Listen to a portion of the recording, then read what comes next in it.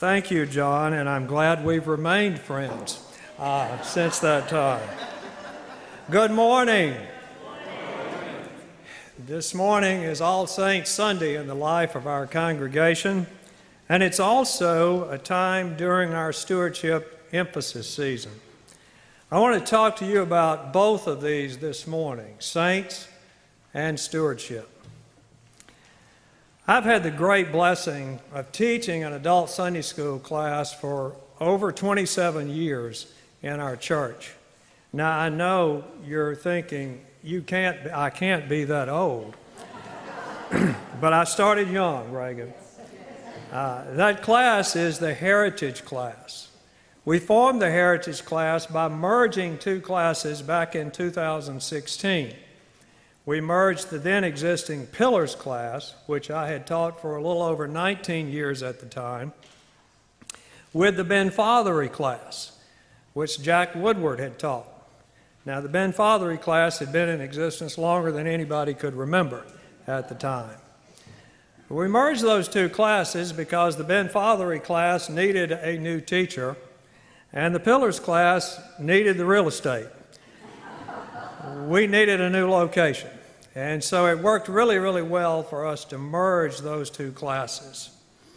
And over the years in those classes, I have encountered a number of saints as members of that class. Those saints fall into really three categories. The first are those members who have gone on, those who've moved on to the other side, three of whom we'll recognize this morning, Ellis and Pat Boswell, and then Helen Marks. Second category are those saints who are members of our class, but they're no longer able to attend physically because of their living conditions or their health conditions. And then the third category are those current members of the class who faithfully attend every opportunity they can. So, all of these saints over the years have been quite a blessing, not only to me, but to each other. For you see, their presence is a reflection of the commitment that they have to share the love of God with each other. Their commitment is also a fulfillment of a covenant that we all take when we join this local address of the body of Christ. That covenant is found in our bulletin each week, and I want to invite you to take your bulletins now, turn to the back, and at the top you're going to see reception of new members, congregational response. I invite you to recite this with me. We give thanks for all that God has already given you, and we welcome you in Christian love. As members together with you in the body of Christ and in this congregation of the United Methodist Church, we renew our covenant faithfully to participate in the ministries of the church by our prayers, our presence, our gifts, our service, and our witness, that in everything God may be glorified through Jesus Christ. Notice presence and witness is part of the covenant we make not only with God, but with each other. We commit to be present because when we are present one with another, we're witnesses of God's love for each other. I just got to tell you, the presence of people sometimes means so much to each one of us. This morning, we have present in the congregation someone who's very special to me and Susan. We didn't know he was going to show up till a few days ago, earlier this week. The Reverend Millsaps died. Millsaps told me this morning, he drove 600 miles to hear me talk this morning.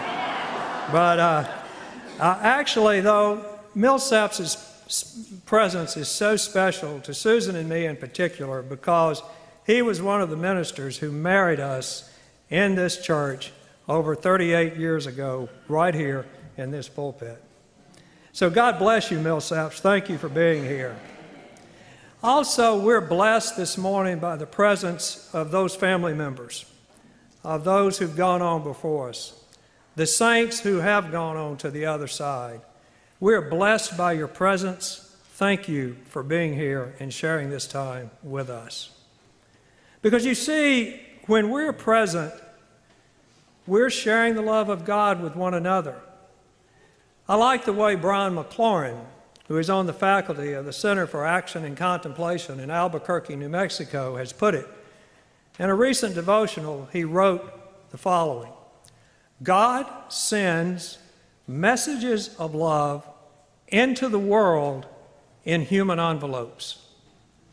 God sends messages of love into the world in human envelopes.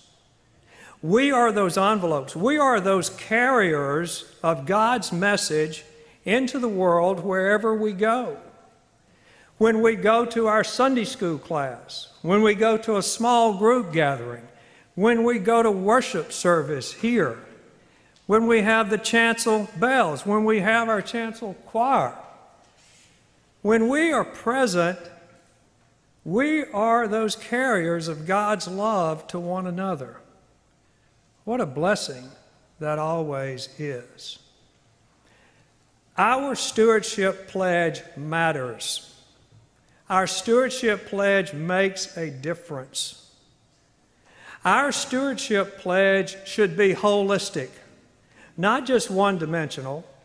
When we talk about stewardship, so often we talk about money and giving gifts, and sure, that's important. It was one of the things we just mentioned in the covenant. But did you also notice that equally in the covenant, we commit our presence and our service? So as we make our stewardship commitment for the next year, let us remember that we are those human envelopes carrying the message of God whenever we are present. May it be so as we make our commitment for next year.